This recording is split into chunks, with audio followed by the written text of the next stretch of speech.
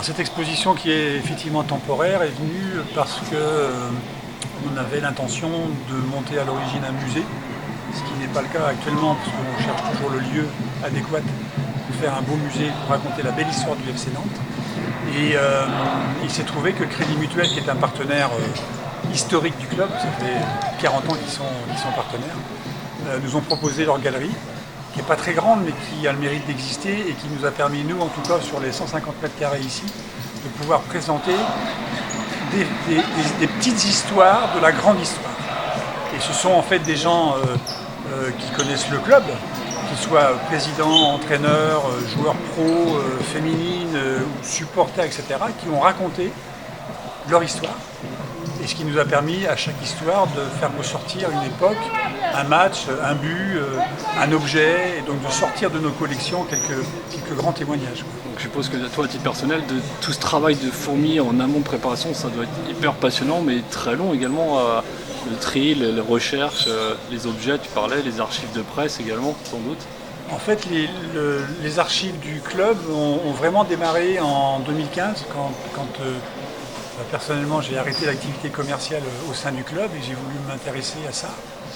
Parce qu'il y avait personne n'avait jamais rien conservé ou préservé pour le club.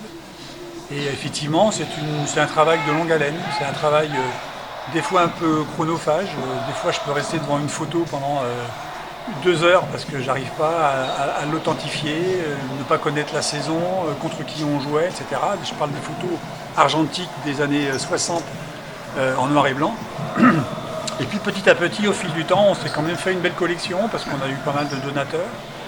Et on a maintenant de très très beaux objets qui concernent l'histoire du club, comme on a toutes les écritures de presse locale depuis 1946, comme on a une quantité industrielle d'audio, que ce soit et médias, que ce soit sous forme de cassettes de VHS, des vieux films, des DVD bien évidemment. Donc la collection elle commence à être bien étoffée.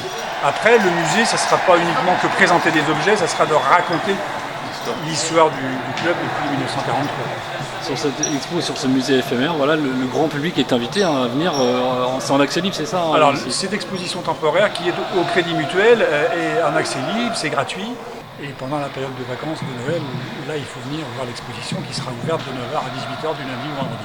Impeccable, bah écoute, on espère qu'il y aura beaucoup de visiteurs et puis hâte de découvrir ce futur musée qui sortira d'une boîte de cadeaux prochainement sans doute. Exactement, ouais. Avec plaisir. Ça marche, merci à toi. Merci.